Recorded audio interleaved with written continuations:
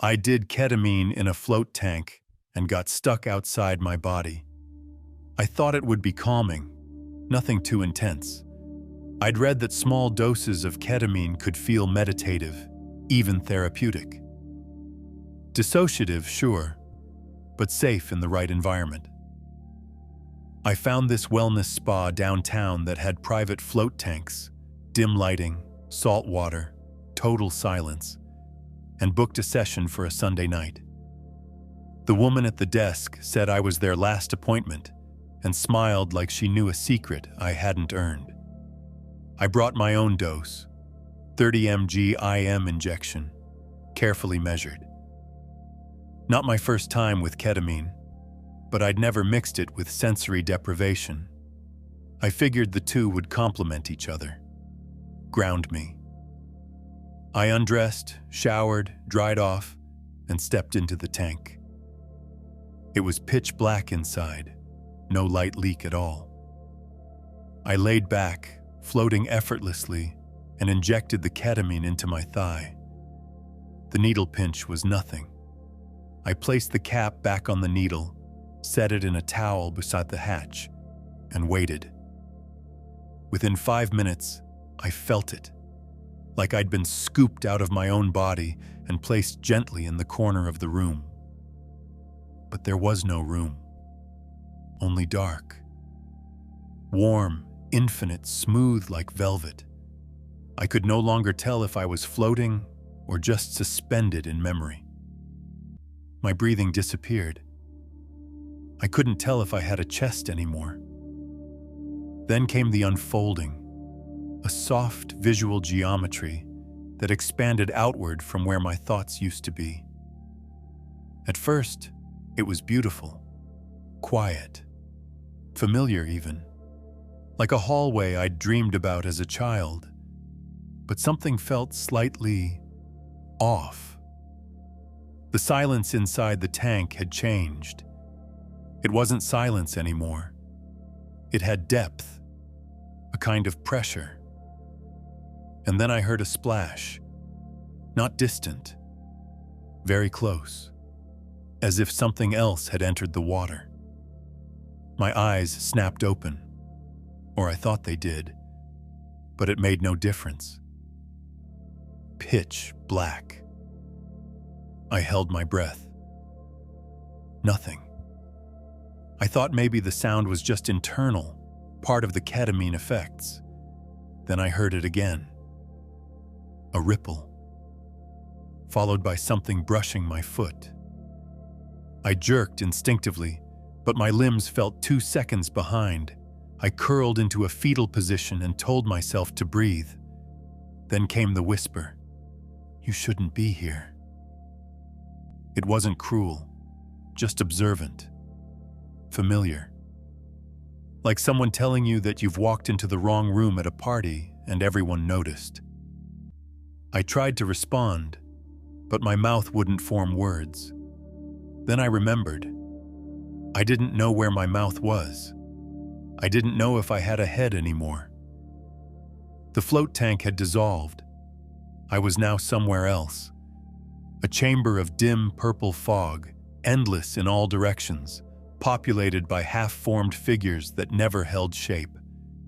I wasn't seeing them. I was remembering them in real time. One of them drifted close. It had too many joints.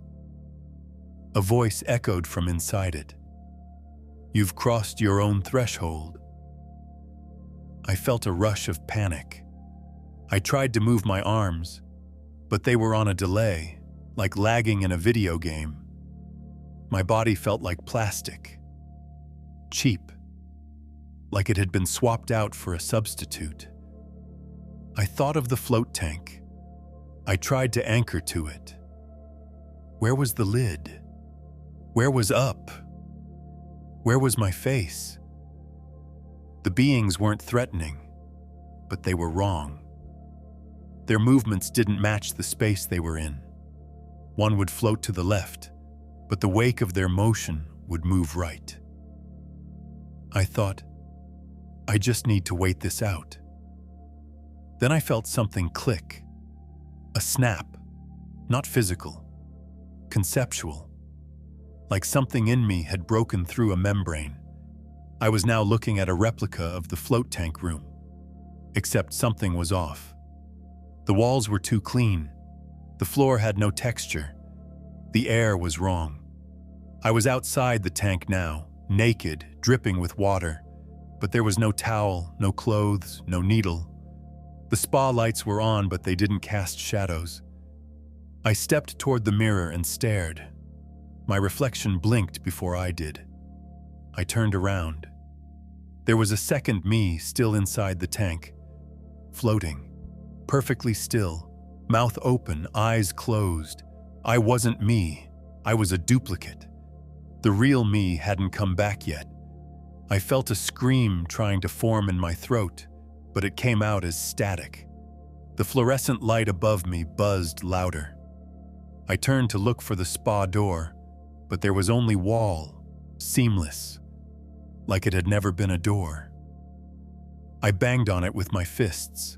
It felt soft, too soft, like meat.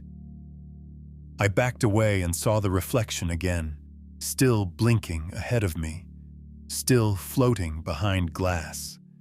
Then the tank lid began to close, automatically, slowly, with finality. I ran to stop it, but my legs didn't respond. The floor beneath me felt like mud. I moved half as fast as I needed.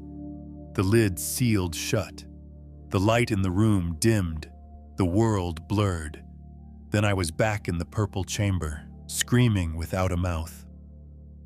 I tried to remember my name. I couldn't. I tried to remember what float tank even meant. I couldn't. I was unthreaded, a concept unraveling.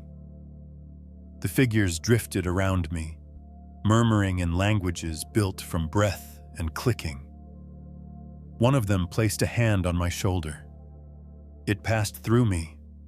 Then it whispered, "Choose one." I didn't know what that meant. The chamber split, like a mirrored corridor folding into itself. Each fork showed a different version of the float tank. One with me inside, one with no one, one filled with leaves, one with nothing but teeth. I pointed at the first one, instinct, not logic, and felt my soul yank through a pinhole.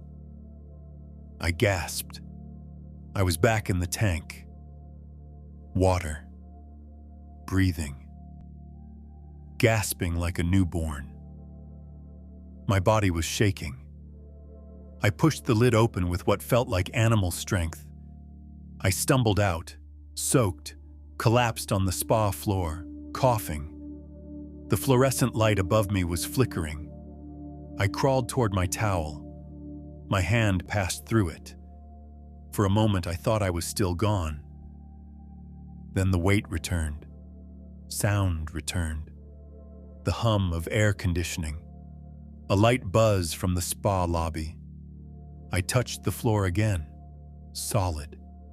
Cold. I was back. I was back. I repeated it out loud over and over. I looked around.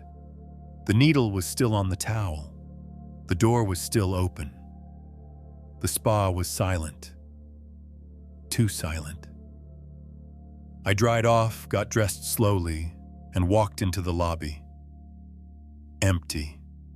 Not even a receptionist. I walked outside. My phone said it had been 47 minutes. It felt like weeks.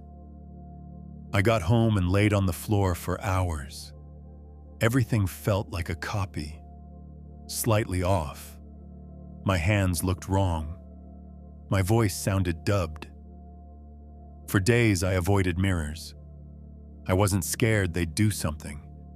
I was scared they wouldn't reflect me at all, that the real me never made it back.